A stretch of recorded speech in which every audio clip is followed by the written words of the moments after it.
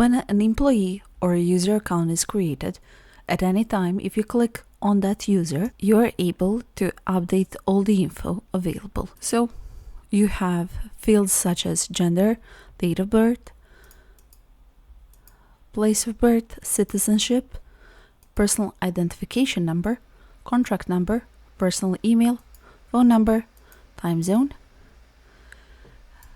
Right here, you are adding a person who is going to be in charge of approving vacations. Usually this is a manager or someone from HR. Vacation days for the current year are filled out automatically according to the company's setup, but this can always be changed manually and for the individual. Emergency contact, emergency phone number, employment status, and right here, if, for example, this person has resigned, we have ability to add a history of termination, such as the reason, date, when it was done, etc.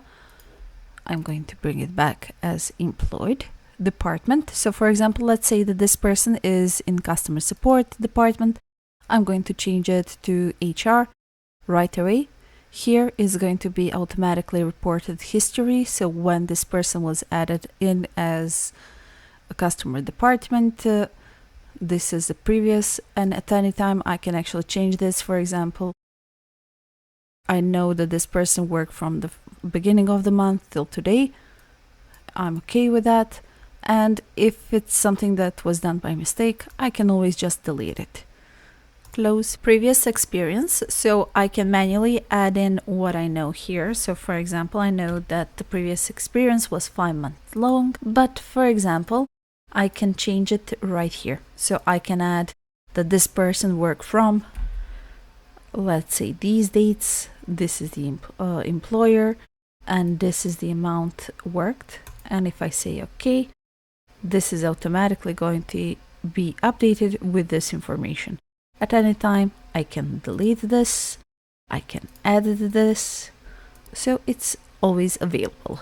I can choose the office from where this person is working. I can choose the job role. So for example, HR and recruiting. And right here as well, I can add the history, or this is going to be automatically recorded if I change the job.